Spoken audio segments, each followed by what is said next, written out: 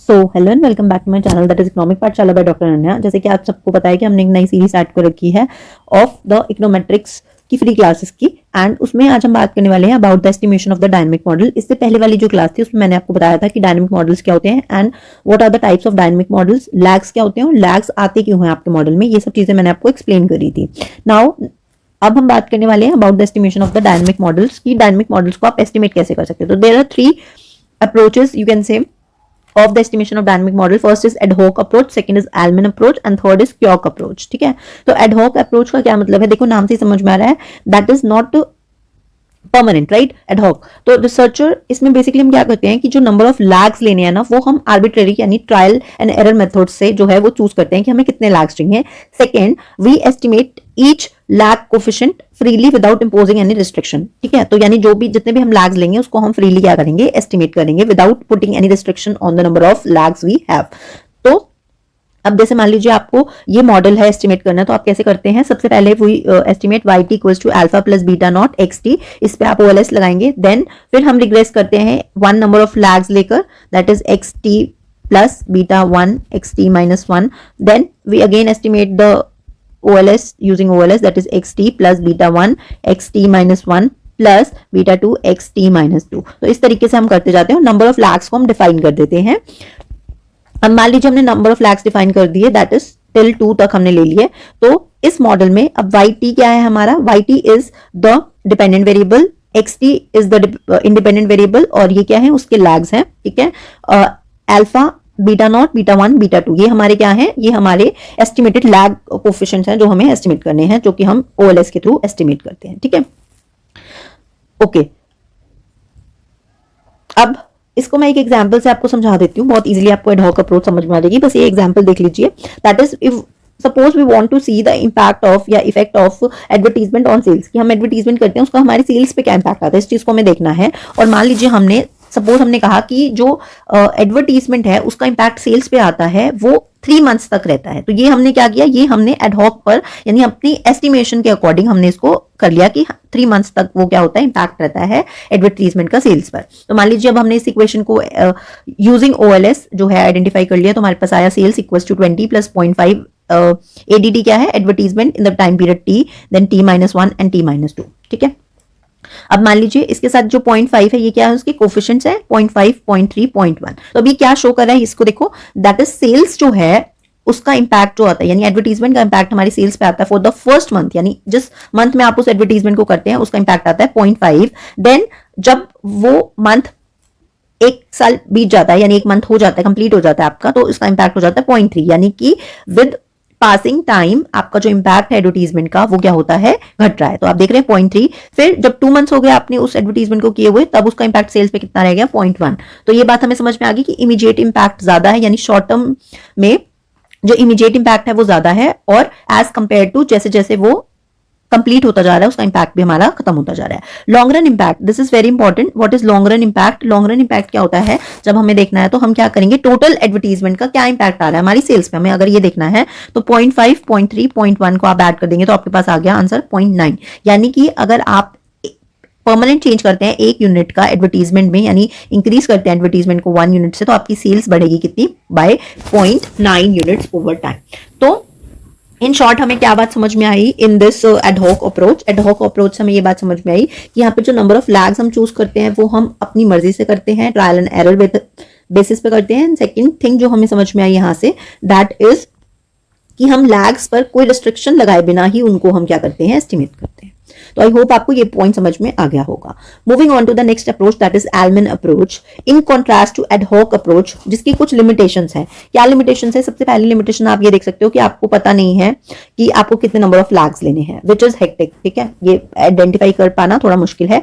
Secondly हमारे इस model में मल्टी क्लैरिटी की प्रॉब्लम अकर हो सकती है। क्यों, क्योंकि हम यहाँ पर क्या ले रहे हैं, इंडिपेंडेंट वेरिएबल और उसी के लैग्स ले रहे हैं। ठीक है, तो when we have a problem of collinearity between the independent variables, उसी को हम क्या बोलते हैं, मल्टीक्लैरिटी की प्रॉब्लम बोलते हैं, तो वो भी यहाँ पर आ सकती है। प्लस जितने ज्यादा हमारे को एस्टिमेशन करना होता है उतनी हमारी डिग्रीज ऑफ फ्रीडम क्या होता जाता है, कम होता जाता है। ठीक है, जितने ज्यादा नंबर ऑफ पैरामीटर्स हमको एस्टिमेट करने होते हैं हमारी उतनी डिग्रीज ऑफ फ्रीडम कम होती है। तो ये सारी कुछ इसकी क्या है, लिमिटेशंस है। इन्हीं लिमिटेशंस को देखते हुए हमने सेकंड अप्रोच ली है, दैट इज एल्मन अप्रोच। एल्मन अप्रोच में क्या होता है, पहले आप इसको पढ़िए। लैग कोफिशिएंट जो है उसको हम फ्रीली एस्टिमेट नहीं कर पाते हैं। क्यों नहीं फ्रीली एस्टिमेट कर पाते? क्योंकि यहाँ पर हम क्या लगाते हैं, रिस्ट्रिक्शन लगाते हैं। क्या रिस्ट्रिक्शन लगाते हैं? That is we follow a polynomial function of lag length, यानी कि हम मान के चलते हैं कि वो जो लैग है हमारे मॉडल में, वो एक पॉलिनोमियल फंक्शन को क्या करेगा, फॉलो करेगा। ठीक है, देन इसमें जो मल्टीप्लाइटी की प्रॉब्लम है और loss of degrees of freedom है, वो वाली प्रॉब्लम भी सॉल्व हो जाती है। कैसे?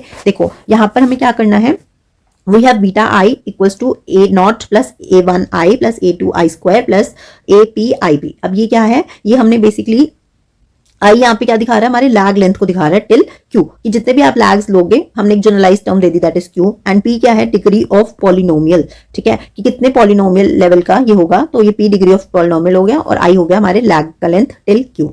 ठीक है, अब मान लेते हैं, सपोज करो इसी में ही हमने क्या किया आगे, we suppose take Q equals to 3। क्यों क्या बताया था मैंने आपको, यहाँ पर हमारी लैग की लेंथ को डिफाइन कर रहा है कि 3 लैग्स होंगे, और हमारा जो क्वाड्रेटिक पॉलिनोमियल होगा, यानी हमारा P यहाँ पर क्या होगा, 2 होगा।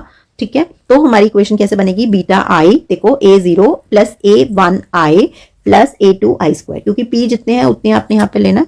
P जितना है यहाँ पे बताया था, ये 2 है, तो हमने यहाँ पे 2 ले लिया। और Q3 कैसे हुआ, क्योंकि जो लैग की लेंथ है वो हमने टोटल कितनी ली है, 3 लिया है। ठीक है, देन अब इससे क्या फायदा होगा, इससे रिस्ट्रिक्शंस कम हो गई, मल्टीप्लाइटी की प्रॉब्लम सॉल्व हो गई, प्लस यहाँ पर जो इफेक्ट आएगा, यानी कि अगर मान लीजिए हम सेम एग्जांपल लेते हैं कि एडवर्टीजमेंट का इंपैक्ट सेल्स के ऊपर क्या आ रहा है, वो कैसा रहेगा, वो दिखाएगा कि वो पहले इंपैक्ट राइज करता है अर्ली पीरियड में, और फिर वो क्या कर जाता है, डिक्लाइन कर जाता है, which is more realistic as compare to our more realistic than our ad hoc approach. Now the question arises कि क्या ये इंपॉर्टेंट है, तो नहीं, बस समझने के पॉइंट ऑफ व्यू से एडहॉक और एल्मन अप्रोच दोनों ही इंपॉर्टेंट नहीं है। जो वेरी इंपॉर्टेंट है वो है आपकी क्योक अप्रोच, जो कि बहुत ज्यादा डिस्कस भी की जाती है और प्रैक्टिकली यूज भी होती है। तो आपको कौन सा यूज करना है, क्योक अप्रोच, इसी को भी हम पढ़ने वाले हैं। इन शॉर्ट आपको दोनों चीजें पता होनी चाहिए थी, इसलिए मैंने आपको बता दी। Next approach of the estimation of the distributed lag model is the Kyoke estimation. This method is used when we have infinite distributed lag models. हम इसमें मान के चलते हैं कि सारे बीटास जो हैं उनके सेम साइन हैं और वो डिक्लाइन कर रहे हैं geometrically as the relationship shows, that is beta के equals to beta not lambda raise to the power k. यहाँ पर के डिफरेंट वैल्यूज ले सकता है, दैट इज 0 1 2 सो ऑन। तो आप देख सकते हैं beta 1 equals to beta not lambda raise to power 1, beta 2 equals to beta not lambda raise to power 2, and similarly I तक अगर हम करें जनरलाइज तो ये हो जाएगा beta equals to beta not lambda raise to power I, where lambda values lies between 0 to 1। अब इसको समझाने के लिए कि जो क्योक एस्टिमेशन है उसमें ज्योमेट्रिकली फॉलो होता है, लैग जो है ज्योमेट्रिक पैटर्न को फॉलो करते हैं, उसको समझाने के लिए आप ये एग्जांपल देख सकते हैं। Suppose we have lambda equals to 0.5।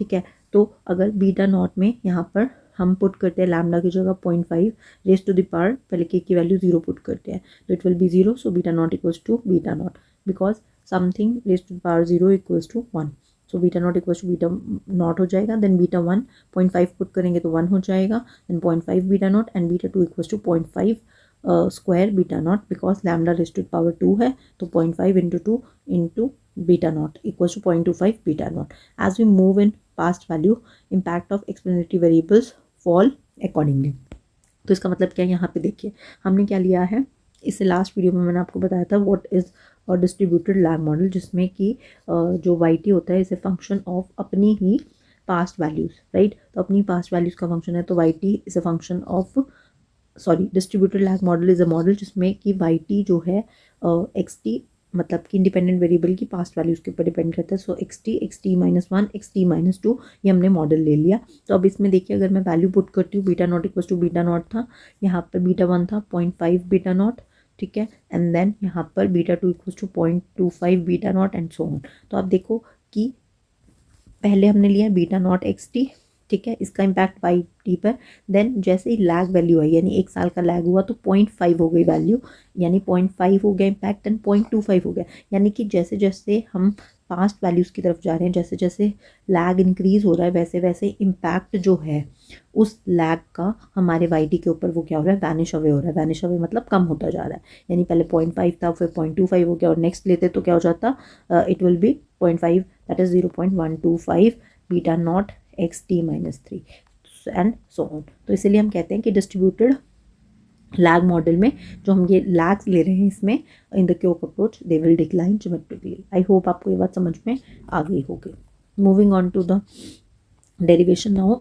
तो यहाँ पर देखिए जो लैम्डा है, ये जो हमने लैम्डा की बात करी, यहाँ पे लैम्डा को हम बोलते हैं द रेट ऑफ डिके। किस स्पीड से जो है लैग्स डिपेंड करेंगे हमारे किसके ऊपर, हमारे बाई टी के ऊपर, ठीक है, उसको दिखा रहा है। और 1 माइनस लैम्डा होती है स्पीड ऑफ एडजस्टमेंट, ये आप देखिए यहाँ पे लिखा भी हुआ है। अब हम स्टार्ट करेंगे with infinite distributed lag model where Y T equals to alpha plus beta not X T plus beta 1 x T minus 1 plus beta not X T minus 2 plus and so on U T तक, ठीक है। अब हमने substitute कर दिया इसको किसके साथ, दैट इज़ बीटा के equals to beta not lambda K, यानी कि जो भी मैंने आपको ये समझाया दैट इज़ वैल्यू पुट करने के लिए इससे हमें सब्स्टिट्यूट करना है। कैसे करेंगे देखिए, y T equals to alpha as it is है, beta not x two, beta 1 की जगह हम क्या लिख सकते हैं, बीटा नॉट लैम्डा 1।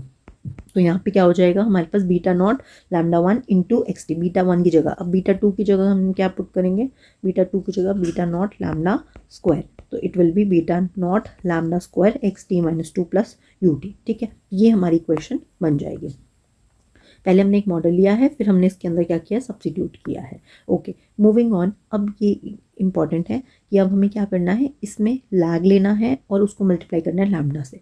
तो लैग लेंगे तो कैसे हो जाएगी हमारी इक्वेशन, मैं आपको यहाँ पे लिख के बताती हूँ। अगर वाई टी है, वाई टी में लैग लेंगे तो हो जाएगा Y T minus 1 alpha as it is beta not X T minus 1।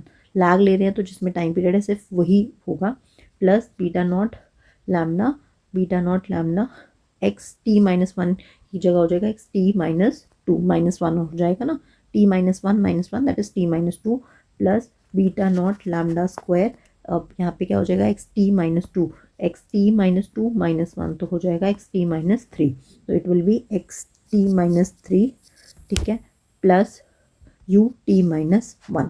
ये तो हमने ले लिया लैग। अब उसने क्या कहा है, लैग भी लेना है और उसके बाद हमें मल्टीप्लाई भी करना है किसके साथ, we have to multiply it with the lambda. तो हमने इसको लैम्डा के साथ मल्टीप्लाई भी किया, तो अब हमारे पास क्या आ जाएगी, ये हो जाएगा lambda alpha plus beta not lambda X T minus 1 plus beta not lambda square X T minus 2 plus beta not lambda cube x T minus 3 plus lambda U T minus 1। तो यही इक्वेशन हमने यहाँ पर लिखी हुई है अगर आप ध्यान से देखेंगे। So this will come out to be the equation number 2 जो यहाँ पे मेंशन की हुई है, ठीक है। अब हमें सब ट्रैक करना है किसको किसको, ये जो इक्वेशन मैंने आपको सामने भी यहाँ लिखा है इसको मैं आई नाम दे रही हूँ, और ये वाली जो इक्वेशन है दैट इज़ वाई टी वाली, दिस वन, दिस इक्वेशन, इन दोनों को हमें सब्ट्रैक्ट करना है। अब सब्ट्रैक्ट करेंगे तो आप देखोगे पहले हमारे पास क्या था, इस वाली इक्वेशन में है वाई टी माइनस ये lambda Y T minus 1, then इस वाली इक्वेशन में है अल्फा और माइनस लैम्डा अल्फा, तो हो जाएगा लैम्डा अल्फा प्लस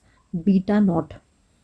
अब आपने क्या करना है, इस इक्वेशन के पहले सारे लिख लीजिए, beta not alpha, beta not lambda X T minus 1 plus beta not lambda square X T minus 2 minus फिर ये जो है बीटा नॉट लैम्डा, ये देखो ये मैंने लिखा है माइनस का साइन आ जाएगा, beta not lambda X T minus 1 then ये वाला आ जाएगा part beta not lambda square X T minus 2। अब आप देखो जो सेम सेम है वो कट जाएंगे, यानी कि ये और ये कैंसिल आउट हो जाएगा, ये और इसके आगे का जो होगा वो कैंसिल आउट हो जाएगा, एंड यहाँ पर क्या बच जाएगा हमारे पास u T minus lambda U T minus 1, क्योंकि यहाँ पे यू टी है और इसमें था minus lambda U T minus 1, तो ये आ जाएगा। Moving on to the next equation, अब हमारे पास क्या बच जाएगा, Y T minus lambda Y T minus 1 alpha. अब ये देखो अल्फा इसमें से अगर मैं कॉमन ले लूँगी तो 1 माइनस लैम्डा बच जाएगा, वही मैंने यहाँ पे लिखा है, plus beta not X T, बाकी सब तो कैंसिल आउट हो गया, plus U T minus lambda U T minus 1 हो जाएगा, ठीक है। तो ये इक्वेशन आ गई। अब ये वाला जो पार्ट है इस पर सिर्फ वाई टी रखेंगे और इसको इस साइड ले आएंगे, तो हमारे पास हो गया alpha 1 minus lambda plus lambda Y T minus 1 plus beta not X T plus B T, ठीक है। तो ये हमारे पास फाइनल इक्वेशन आ गई। अब इसको और मॉडिफाई करना हो तो इसकी जगह मैं क्या लिख सकती हूँ, अल्फा स्टार, ठीक है, और बाकी सेम इक्वेशन हो जाएगी, बस U T minus lambda U T minus 1 की जगह हमने लिख दिया पी टी। तो अब आप इसको क्या कह सकते हैं कि ये जो मॉडल है यानी कि जो हमने क्योक अप्रोच की, ये क्या करता है, एक डिस्ट्रीब्यूटेड लैग मॉडल को कन्वर्ट कर देता है किसके अंदर, into a auto regressive model. ये इसकी सबसे बड़ी एडवांटेज है जिसके बारे में हम बात करें कि Koyck approach transform the distributed lag model into auto regressive model. Auto regressive क्या होता है, जिसमें वाई अपने ही लैग के ऊपर डिपेंड करता है। दैट्स वाई हमने लिखा है कि ये ऑटो रिग्रेसिव मॉडल में कन्वर्ट हो गया। सेकेंड, इसमें जो एरर टर्म आया है, जो ट्रांसफॉर्म्ड एरर आया है, वो हो गया UT is transform into VT, that is UT minus lambda UT minus 1। Third thing is, अब जो एरर टर्म है ना, ये वाले पॉइंट को हम बाद में डिस्कस करते हैं, पहले हम इस पॉइंट को डिस्कस करते हैं। That is lag variable Y T minus 1 is not independent of the error term V T. यानी कि जो वी टी है वो किसके ऊपर डिपेंड करेगा, वाई टी माइनस 1 के ऊपर डिपेंड करेगा, and they are not independent, they are dependent on each other. Last है नॉट एप्लीकेबल, क्या एप्लीकेबल नहीं है, यानी कि अभी जो हमने लैग्स की बात करी कि जो लैग है ये डिक्लाइन करेंगे ज्योमेट्रिकली, तो आपने देखा ना कि हर पासिंग उसके साथ जो है, यानी कि हर लैग जो है उसकी वैल्यू क्या हो रही है, वो डिक्लाइन हो रही है। यानी कि यहाँ पर अगर मान लो बीटा नॉट था, ये 0.5 बीटा नॉट था, ये 0.25 बीटा नॉट था, ये 0.125 बीटा नॉट था। तो अगर हम बीटा नॉट से कंपेयर करें तो हर इसकी वैल्यू क्या हो रही है, कम हो रही है पासिंग उसके साथ, राइट। तो यही लिखा है कि ये अप्रोच तभी एप्लीकेबल होगी अगर हमारे पास जो बीटा नॉट है उसकी value is less than beta 2 and beta 3, ये तब एप्लीकेबल होगी अप्रोच। अगर रेक्टेंगुलर लैग होगा, यानी कि तीन सब इक्वल होंगे, तो ये एप्लीकेबल नहीं होगा। और अगर ये लेस देन और ग्रेटर देन होंगे, इन्वर्टेड होगा, तो भी ये एप्लीकेबल नहीं होगा। ठीक है, इन्वर्टेड होगा तब भी ये चीज़ एप्लीकेबल नहीं होगी। Now the last and the important thing जो आपको इसमें याद रखनी है, that is about the error term. इस एरर टर्म में अब क्या होगा, इस क्योक अप्रोच में एरर टर्म के अंदर ऑटो कोरिलेशन की प्रॉब्लम है, इसलिए ये ओएलएस एस्टिमेटर्स को इम्पैक्ट करेगी। कैसे, यानी कि जो कोवेरियंस है between the error term that is V T and V T minus 1 that is not equals to 0। अब कोवेरियंस का formula in terms of expectation क्या होता है, that is V T minus expected value of V T into Vt minus 1 in minus expected value of Vt minus 1. This is the formula of covariance in terms of expectation. ठीक है, अब यहाँ पर आप Vt put करोगे minus, ये क्या हो जाएगा, 0 by the assumption of classical linear regression model की the mean of the error term is 0 into Vt minus 1 minus ये क्या हो जाएगा, ये भी हो जाएगा 0. So we have expected value of Vt into Vt minus 1. So that's why ये लिखा है that the covariance between the two error terms is nothing but the expected value of Vt into Vt minus 1. That's why ये चीज़ यहाँ लिखी है। अब हमने इसको फर्दर सिंप्लीफाई किया, तो फर्दर सिंप्लीफाई करने के लिए हमने Vt की वैल्यू पुट कर दी, जो कि हमने क्या बताई थी, ये है, that is ut minus lambda ut minus 1 into Vt की जगह हो गया ut minus 1 minus lambda ut minus 2। तो ये हमारे पास आ गया, that's what I have written here. ठीक है, अब आपको क्या करना है, आपने एक प्रॉपर्टी पढ़ी होगी, क्या प्रॉपर्टी होती है कि a minus B into C minus D. तो क्या होगा, a को c से, देन a को d से, b को c से और b को d से, तो a c minus A D minus B C plus B D. ठीक है, तो ये हो जाएगा। तो यही चीज़ हमें यहाँ पे अप्लाई करनी है कि हमने इसको इसके साथ, फिर इसको इसके साथ, इसको इसके साथ और इसको इसके साथ मल्टीप्लाई करना है। तो कैसे हो जाएगा, तो देखो जब मल्टीप्लाई करेंगे तो एक्सपेक्टेड वैल्यू बाहर आएगी, यूटी को यूटी माइनस 1 के साथ करेंगे तो आ गया, फिर इस यूटी को किसे किया, माइनस लैम्डा यूटी माइनस 2, तो ये हो गया minus lambda U T into U T minus 2। Then इसको इससे करेंगे तो क्या हो जाएगा, minus alpha U T minus 1 U T minus 1, तो यूटी माइनस 1 का होल स्क्वायर हो जाएगा, प्लस अल्फ़ा, प्लस क्यों है, क्योंकि माइनस और माइनस हो गया प्लस, और लैम्डा हो गया lambda square and UT minus 1 into U T minus 2, ये इस तरीके से हो जाएगा। आई होप आपको ये समझ में आ गया होगा, नहीं तो मैं इसको आपको नीचे भी करके बता सकती हूँ, मैं नीचे आपको करके बता देती हूँ अगर कोई कन्फ्यूजन है तो। देखिए, एक्सपेक्टेड वैल्यू ऑफ, इसको इससे किया तो यूटी इंटू यूटी माइनस 1, फिर इसको इससे किया तो minus lambda U T into U T minus 2, फिर इसको इससे करेंगे तो माइनस लैम्डा यूटी माइनस 1 का होल स्क्वायर, क्योंकि दोनों क्या हो जाएंगे, दोनों रिपीट हो रहे हैं, और माइनस माइनस क्या हो जाएगा प्लस, तो lambda into lambda lambda square UT minus 1 into U T minus 2। ठीक है, ये होगा। अब आपको पता है कि the covariance between the two error terms, जो कि होता है कैसे। अच्छा, पहले आप एक्सपेक्टेशन सेपरेट कर लीजिए, minus lambda expected value of u t into u T minus two minus lambda बाहर expected value of u T minus one का होल स्क्वायर कह लो या उसका स्क्वायर कह लो, होल स्क्वायर ही कर लो, और plus lambda square expected value of u T minus one into u T minus two. ठीक है, अब आप देखिए expected value of this is nothing but the covariance between u i and u j, जो कि as per the CLR assumption किसके बराबर है, ज़ीरो के बराबर है। तो ये हो गया ज़ीरो, ये भी हो गया zero, let me change the colour. ठीक है, ये हो गया ज़ीरो, ये भी हो गया ज़ीरो, और ये भी हो गया आपका zero, because this is nothing but the covariance between the two error terms. तो हमारे पास बच गया सिर्फ ये पोर्शन, तो ये पोर्शन बचा, यानी हमारे पास बच गया lambda U T minus one का होल स्क्वायर। अब यू टी माइनस वन का होल स्क्वायर है, अगर आप इसको ध्यान से देखो तो this is nothing but the variance of the error term. ठीक है, this is nothing but the variance of the error term. So lambda into ये जो है ये क्या है, वेरियंस है, which is nothing but the sigma square. ठीक है, अब ये वेरियंस कैसे है, वेरियंस ऑफ, आपको फॉर्मूला पता होना चाहिए, variance of x in terms of expectation. ठीक है, तो अगर मान लो हम वेरियंस ऑफ यू आई निकाल रहे हैं, तो it will be equals to the expected value of u i minus expected value of u i का होल स्क्वायर। अब ये क्या है, mean of the error term is always zero, so we have expected value of u i का whole square. This is nothing but, यही लिखा हुआ है यहाँ पे, अगर यू टी माइनस वन का कर दे तो यही हो जाएगा, और ये हमारे लिए क्या हो जाएगा, variance which is equals to sigma square. अब हमने इसको सिग्मा स्क्वायर क्यों लिया, क्योंकि as per the CLR assumption जो वेरियंस होता है एरर टर्म का, वो हम मान के चलते हैं होमोसेडास्टिक है, होमोसेडास्टिक है तो इसका मतलब सिग्मा स्क्वायर के बराबर है। So lambda into sigma square इसके बराबर हो गया, and this is what we got. So lambda into sigma square, minus था ही यहाँ पर, इसका माइनस ही ऑलरेडी था, तो दैट्स वाई यहाँ पे माइनस पे आ जाएगा। So minus will be the answer. So इसका मतलब जो हमारा covariance between the two error terms आया which is not equals to zero, इसका मतलब ऑटो कोरिलेशन का प्रॉब्लम है हमारे मॉडल में, और क्योंकि हमारे मॉडल में ऑटो कोरिलेशन का प्रॉब्लम है तो क्या होगा, it will effect the OLS estimator. तो ये चार मेजर प्रॉपर्टीज़ थी जो आपको याद रखनी है about the OLS estimators, oh sorry, about the model Yoke approach, which is very important from your theoretical exam point of view. I hope आपको ये समझ में आ गया होगा। अगर कोई भी डाउट है तो नीचे कमेंट बॉक्स में लिख सकते हैं। Till then thank you and bye bye.